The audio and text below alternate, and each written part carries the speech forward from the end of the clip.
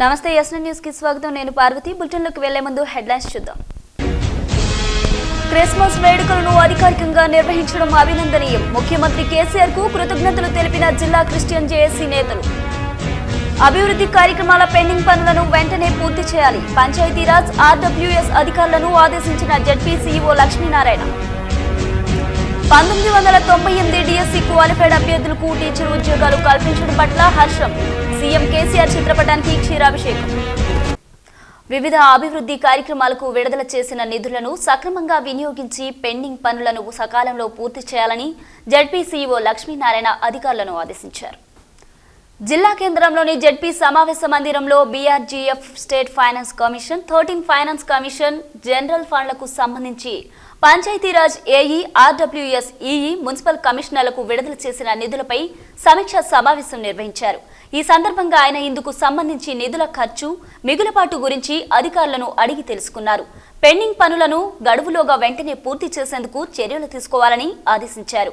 నిధులను దుర్వినియోగం చేస్తే కఠిన చర్యలు తప్పవని హెచ్చరించారు. జిల్లా ద్వారా మరి వివిధ రకాలైనటువంటి స్కీమ్స్ అంటే బీఆర్జీఎఫ్, స్టేట్ ఫైనాన్స్ కమిషన్, తర్వాత 13th finance commission, general fund, ఈ 4 రకాలైనటువంటి వర్క్స్ను శాంక్షన్ చేసి సంబంధిత ఈఈలకు, పంచాయతీరాజ్ ఈఈలకు, అదేవిధంగా ఆర్డబ్ల్యూఎస్ ఈఈలకు, మరి మున్సిపల్ కమిషనర్లకి విడుదల చేసినటువంటి నిధులు ఏవైతే ఉన్నావో ఆ నిధుల వినియోగం గురించి సమావేశం నిర్వహించడం జరిగింది. ఇందులో దాదాపుగా అందరూ ఆర్డబ్ల్యూఎస్ నుంచి కానీ, తర్వాత పంచాయతీరాజ్ నుంచి కానీ అందరూ పాల్గొనడం జరిగింది. మున్సిపాలిటీల్లో కొంతమంది మాత్రమే పాల్గొనడం జరిగింది. ఇందులో ప్రధానమైనటువంటి ఉద్దేశం ఏంటంటే, ఏదైతే బీఆర్జీఎఫ్ 2007-8 నుంచి శాంక్షన్స్ ఇచ్చినామో వాటి రిలీజెస్ అన్నిటినీ కూడా మరి ఇప్పటి వరకు 13-14 వరకు, అంటే ఈ స్కీమ్ అంతా కూడా ఇప్పుడు క్లోజ్ అవుతుంది. ఆ 13-14 వరకు ఉన్నటువంటి రిలీజెస్ అన్నీ కూడా ఎన్ని వర్క్స్కి ఎంత రిలీజ్ చేసినాం అనేది వాళ్ళకి క్లియర్ కట్గా వాళ్ళకి ఇవ్వడం, వాళ్ళ ద్వారా మరి ఏ వర్క్ స్టార్ట్ అయ్యి ఎంత పేమెంట్ అయింది, ఎంత డబ్బులు ఇంకా మిగిలి ఉన్నాయనేది రీకన్సిల్ చేసి తీసుకురామని చెప్పినాం. ఈరోజు దాదాపుగా ఇన్ఫర్మేషన్ కూడా అందరు తీసుకొని రావడం జరిగింది. అదేవిధంగా 13th ఫైనాన్స్కి సంబంధించి ఏవైతే మేము రిలీజెస్ మా ద్వారా చేసినప్పటికీ నాట్ స్టార్టెడ్ వర్క్స్ ఏవి ఉన్నాయనేది ఆ లిస్టును కూడా స్వీకరించడం జరిగింది. సరే, అదేవిధంగా స్టేట్ ఫైనాన్స్ కమిషన్ ద్వారా వచ్చినటువంటి నిధులను కూడా వాళ్ళకి శాంక్షన్ చేస్తాం. ఆ తర్వాత నిధులను మేమే విడుదల చేసినప్పటికీ ఏ వర్క్ శాంక్షన్ అయినటువంటి వర్క్ స్టార్ట్ కాలేదన్నది వివరాలు తీసుకోవడం జరిగింది.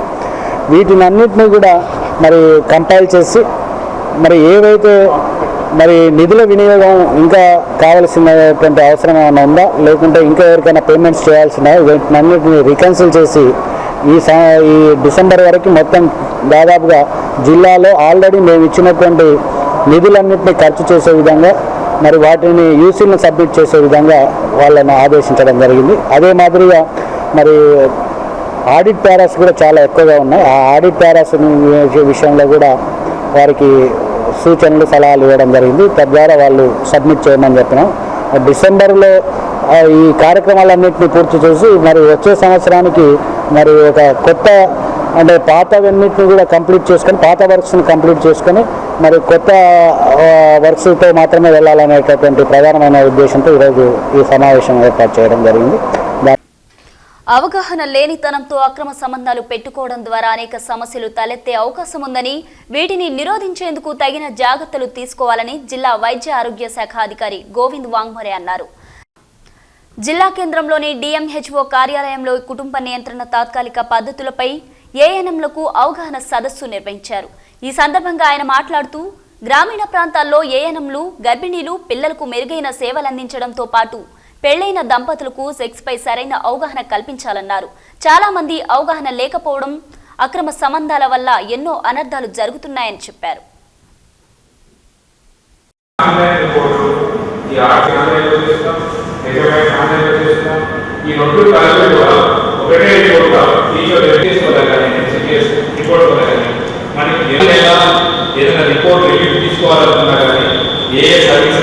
ముందే తెలుసుకోవచ్చు.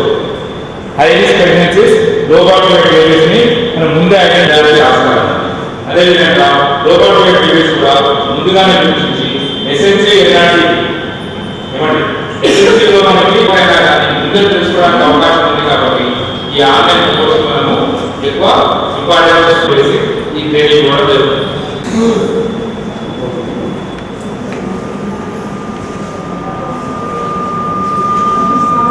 మా సిహెచ్ఎన్సి అని ఏదైతే డిజిగ్నేటెడ్ సెంటర్ ఉందో లేకపోతే వాళ్ళ పిహెచ్సికి పోయి ఇది దాంట్లో ఒక పోర్టల్లో నమోదు చేస్తారు.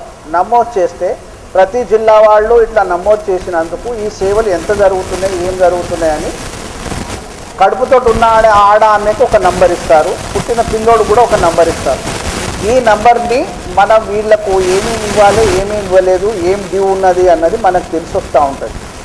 సో దీన్ని పటిష్టం చేయడానికి, ఇంకా కొంచెం మంచిగా చేయడానికి ఈ ఒక కార్యక్రమం కొత్తగా ఇది మొదలుపెట్టినారు. దీని కింద ఏమంటే ఒక గర్భిణీ స్త్రీ కాకుండా అసలు పెళ్లి చేసుకున్న 15 సంవత్సరాల నుంచి 49 సంవత్సరాల లోపు ఎవరైతే ఆడోళ్ళు ఉన్నారో, సహవాసం చేస్తున్నారో భర్తతోటి లేకపోతే వాళ్ళకి కావాల్సిన వాళ్ళతోటి, అట్లాంటి వాళ్ళ జాబితా కూడా మా దగ్గర ఉంటుంది. కానీ ఎంసీపీఎస్లో ఇది పోవట్లా.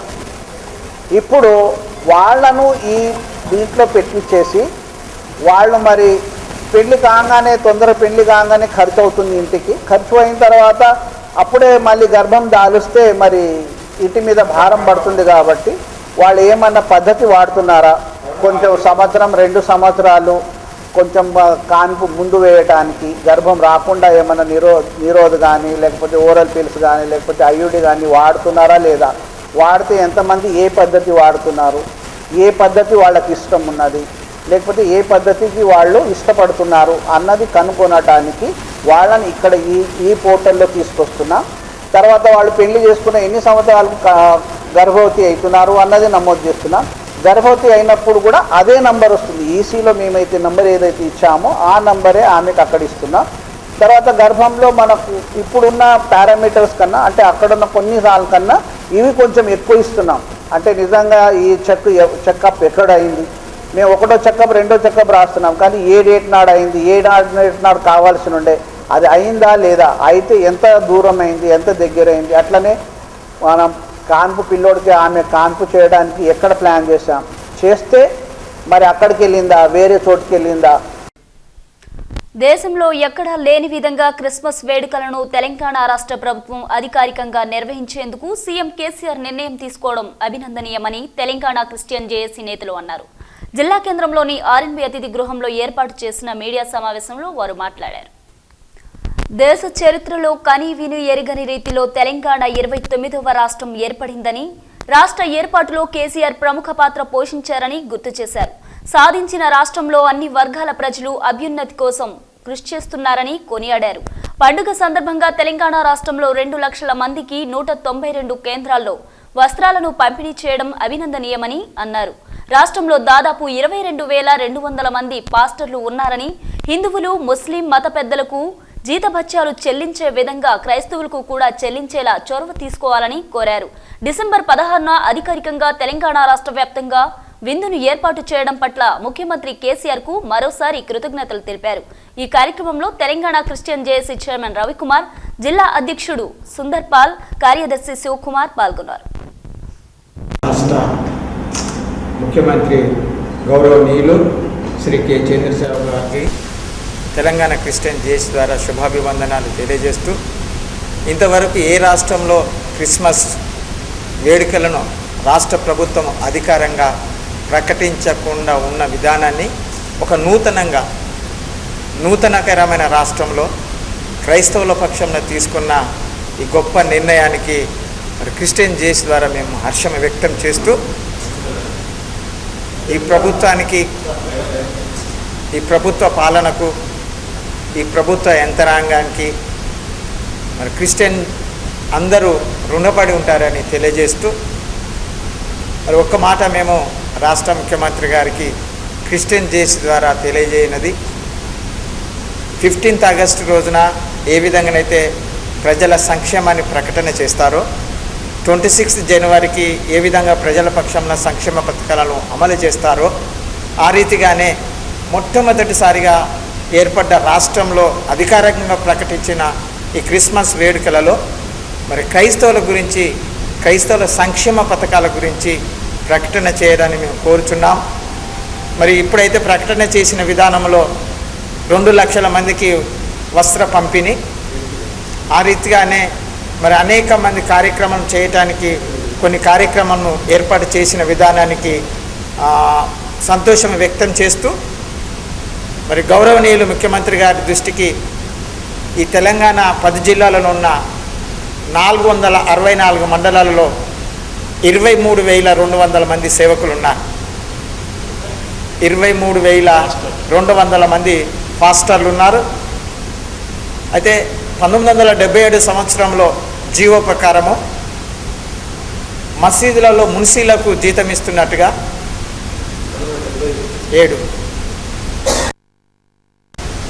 మున్సీలకు జీతం ఇస్తున్నట్టుగా, అదే దేవాలయంలో అర్చకులకు వారికి కూడా జీతం ఇస్తున్నట్టుగానే ఈ యొక్క నూతనకరమైన ఏర్పడ్డ రాష్ట్రంలో ఈ క్రైస్తవుల పక్షంలో ఈ 23,200 మంది సేవకులను గుర్తించి రికార్డు స్థాయిలో వారిని పరిశీలన చేసి వారికి గౌరవ వేతనము ఈ క్రిస్మస్ సందర్భంగా ప్రకటన చేయాలని మరి తెలంగాణ క్రిస్టియన్ జేసీ ద్వారా మేము కోరుచున్నాం.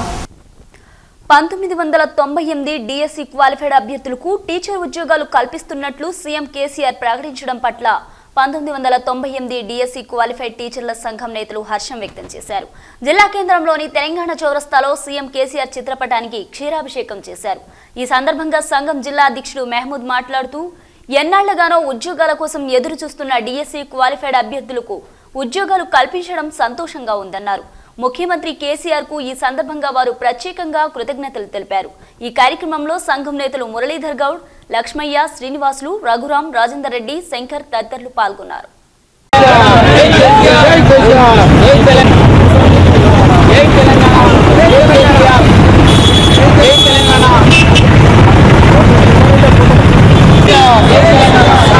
మేమంతా కూడా ఆనాడు ప్రభుత్వం నిర్వహించినటువంటి డిఎస్సిలో ఉత్తీర్ణత సాధించి క్వాలిఫై ఇంటర్వ్యూస్ చేసి ఆనాడు ప్రభుత్వాలు చేసినటువంటి ద్రోహం వల్ల నిరుద్యోగులుగా ఈరోజు వరకు మరి తెలంగాణ ఉద్యమం ఏ విధంగా అయితే సుదీర్ఘమైనటువంటి పోరాటం చేయడం జరిగిందో అదేవిధంగా మేము కూడా ఆ రోజు నుంచి ఈ రోజు వరకు ట్రిబ్యునల్, హైకోర్టు, సుప్రీంకోర్టు అన్ని రకాలుగా ఎన్నో తిరుగుతున్నప్పటికీ ఏ ప్రభుత్వము, ఏ కోర్టు ద్వారా మాకు రానటువంటి తీర్పు మరి వాగ్దానము ఈరోజు తెలంగాణ స్వరాష్ట్రంలో కల్వకుంట్ల చంద్రశేఖరరావు గారు, మన ప్రియతమ ముఖ్యమంత్రి గారు మాకు జనవరిలో వరంగల్లో 98 వాళ్లకు ఉద్యోగాలు ఇస్తామని చెప్పడం, ఆ తర్వాత మళ్ళీ అదే వరంగల్ బై ఎలక్షన్లో ఈనాడు అసాధ్యమైనటువంటి విజయం సాధించినటువంటి తెలంగాణ గెలుపు సందర్భంగా మిగిలి ఉన్నటువంటి తన యొక్క వాగ్దానాలు ఏవైతున్నాయో వాటిని గుర్తుపెట్టుకొని తెలంగాణ భవన్లో ప్రెస్ మీట్లో వారు 1998 క్వాలిఫైడ్ ఉద్యోగులందరికీ ఉద్యోగాలు కల్పిస్తాం, మేము వారికి ఇస్తామని చెప్పడం మాకు చాలా ఆనందదాయకంగా ఉంది. ప్రభుత్వ రంగాల్లో అమలు జరుగుతున్న రిజర్వేషన్లను ప్రైవేటు రంగంలో కూడా అమలు చేయాలని ప్రైవేటు రంగంలో రిజర్వేషన్ పోరాట సంఘం జిల్లా అధ్యక్షుడు శ్రీనివాస్ డిమాండ్ చేశారు. జిల్లా కేంద్రంలోని తెలంగాణ చౌరస్తాలో ఆ సంఘం ఆధ్వర్యంలో రిజర్వేషన్ల సాధనకై ధర్నా నిర్వహించారు. ఈ సందర్భంగా శ్రీనివాస్ మాట్లాడుతూ, ఫిబ్రవరిలో ప్రారంభమయ్యే రాష్ట్ర బడ్జెట్ శాసనసభ సమావేశాల్లో రాష్ట్ర ప్రభుత్వ రంగాల్లో అమలవుతున్న రిజర్వేషన్లు ప్రైవేటు రంగంలో కూడా అమలుకు అసెంబ్లీలో చట్టం చేయాలని డిమాండ్ చేశారు. ఎస్సీ, ఎస్టీ సబ్ప్లాన్ చట్టంలో లోపాలను సవరించి రూల్స్ రూపొందించి బీసీ, మైనార్టీలకు సబ్ప్లాన్ అమలు చట్టం చేయాలని కోరారు. ప్రభుత్వం వెంటనే స్పందించి సమస్యల పరిష్కారానికి చొరవ తీసుకోవాలని, లేని ఎడల మేధావులు, అభ్యుదయవాదులు, ప్రజా సంఘాల ఆధ్వర్యంలో పెద్ద ఎత్తున పోరాటాలు నిర్వహించేందుకు సిద్ధమవుతామని ఆయన హెచ్చరించారు.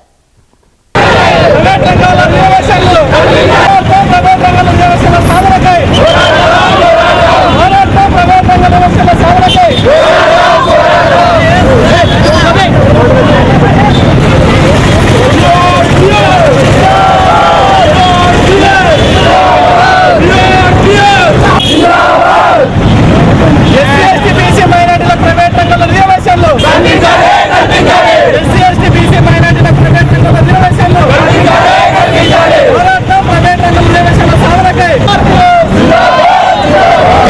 రంగంలో రిజర్వేషన్ పోరాట సంఘం రాష్ట్ర కమిటీ పిలుపు మేరకు తెలంగాణ రాష్ట్రంలో ఉన్నటువంటి అన్ని జిల్లా హెడ్ క్వార్టర్లలో ఎస్సీ ఎస్టీ బీసీ మైనార్టీ మహిళలు వికలాంగులకు ప్రభుత్వ రంగంలో ఏదైతే రిజర్వేషన్ల ప్రకారంగా ఉద్యోగాలు ఉపాధి అవకాశాలు కల్పిస్తూ ఉన్నారో అదేవిధంగా ప్రైవేట్ రంగంలో కూడా రిజర్వేషన్ల ప్రకారంగా ఉపాధి అవకాశాలు కల్పించాలని చెప్పి టీఆర్పీఎస్ రాష్ట్ర కమిటీ పిలుపు మేరకు ఈరోజు రాష్ట్ర ప్రభుత్వాన్ని కేంద్ర ప్రభుత్వాన్ని డిమాండ్ చేస్తూ ఈ ధర్నా కార్యక్రమం చేయడం జరుగుతూ ఉంది.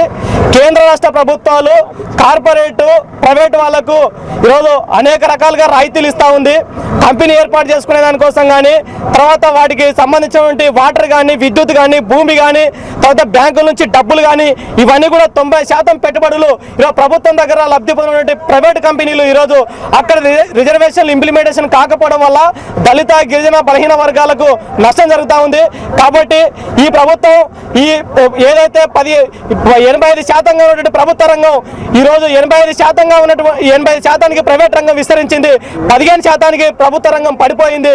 కాబట్టి అనివార్యంగా ప్రైవేట్ రంగంలో ఉపాధి అవకాశాలు కల్పించకపోతే దళిత గిరిజన బలహీన వర్గాల ప్రజలు ఈరోజు ఆత్మగౌరవంగా బతికేదాని కోసం అవకాశం ఉండదు. కాబట్టి దీనికోసం ప్రైవేట్ రంగంలో రిజర్వేషన్లు సాధించేదానికోసం కేంద్ర ప్రభుత్వం తక్షణమే పార్లమెంట్లో డిస్కషన్ చేసి పార్లమెంట్లో చట్టం చేయాలి. అదేవిధంగా తెలంగాణ రాష్ట్ర ప్రభుత్వం కూడా ఫిబ్రవరిలో జరిగిన శాసనసభ సమావేశాలు అసెంబ్లీ సమావేశాలు కూడా ఖచ్చితంగా చట్టం చేయాలని చెప్పి కేంద్ర రాష్ట్ర ప్రభుత్వాలను డిమాండ్ చేస్తూ ఈ యొక్క కార్యక్రమం చేస్తా ఉన్నాం.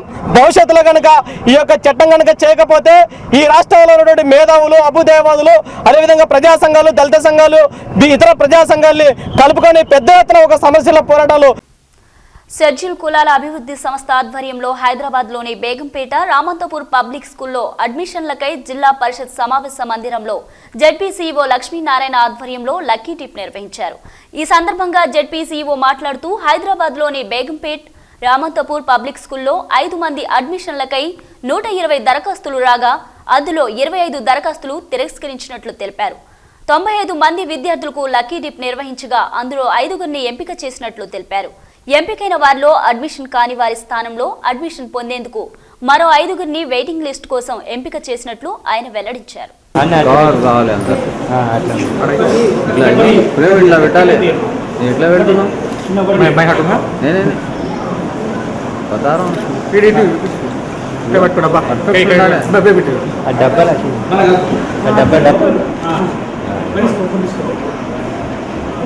कैमरा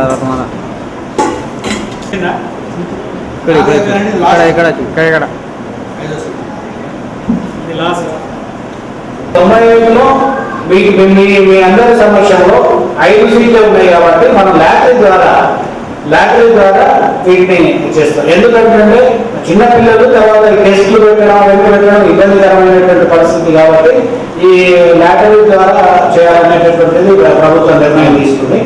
ఈ 5 మందికి మొదటిగా మనం ఏం చేస్తామంటే 95 మందిలో 5 మందిని పికప్ చేస్తాం. ఆ చిట్టులను ఒక్కొక్కటి తీస్తాం, ఒక్కొక్కరు సెలెక్ట్ అయినట్టు. మొత్తం 5 మంది అయిపోయిన తర్వాత ఆ 5 మంది బహుశా మరి అడ్మిషన్ కాకపోతే మళ్ళీ రెండోసారి మళ్ళీ ఇదంతా ప్రాసెస్ అంతా కూడా ఇబ్బందికరమైన పరిస్థితి కాబట్టి ఇప్పుడే వాళ్ళని ఏం చేస్తామంటే మళ్ళీ 5 మందిని రిజర్వ్లో పెట్టండి. మరి ఒకరికి మిగిలితే ఒకరికి, 2 మిగిలితే 2వ వారికి, 3 మిగిలితే 3వ వారికి ఇట్లా ఇచ్చుకుంటూ పోతాం. ఇది దీంట్లో సంబంధించినటువంటి విషయం. ఇది ఇప్పుడు ఇవన్నీ కూడా ఇప్పుడు తీద్దాం. ఒక్కొక్కటి తీసి ఎవరు అదృష్టవంతులు చెప్తారు. కూడా డబ్బులు తీసుకోవడానికి వీలు లేదు. అటువంటి నిజంగా మీకు ఏదైనా ఇబ్బంది అయితే డిస్ట్రిక్ట్ అడ్మినిస్ట్రేషన్ దృష్టి మా దృష్టికి తీసుకొస్తే డెఫినెట్గా వారి మీద చర్యలు తీసుకుంటాం. నేను ఒకటి మీకు ఆ సర్టిఫికేట్ కోసం ఒక రోజు జిల్లాలో దొరకక తర్వాత వాళ్ళు దొరకక మీరు తిరిగినప్పుడు బస్ ఛార్జీలు తర్వాత భోజనం ఖర్చులు ఇవన్నీ అయితే దానికి ఏమి మనం చేయలేము. కానీ తర్వాత దీనికి సంబంధించి బర్త్ సర్టిఫికేట్ మీకు ఎప్పుడు పనిచేయలేదు. ఒకసారి తీసుకుంటే లైఫ్లో ఎప్పుడైనా పనిస్తుంది. గ్యాస్ సర్టిఫికేట్ ఎప్పుడైనా పనిస్తుంది. ఒక ఇన్కమ్ సర్టిఫికేట్ ఆ ఇయర్ వస్తుంది. ఓకే, మీరు తీసుకుని మీరు అన్నది కూడా పాయింట్ కూడా లెక్కలోకి తీసుకుంటాం. అవి ఎక్కడైతే ఇబ్బందిని తొలగించే అవకాశం ఉందో వాటిని డబ్బులు అవుతున్నాయనుకుంటే ఇవి బులెటిన్ అప్డేట్స్. మరిన్ని అప్డేట్స్ కోసం చూస్తూనే ఉండండి S9 న్యూస్. ప్రతిదృశ్యం మన జిల్లాదే. ఇక S9 న్యూస్ కార్యక్రమాలను మీరు యూట్యూబ్లో కూడా వీక్షించవచ్చు. S9 news Mahbubnagar type చేయడం ద్వారా.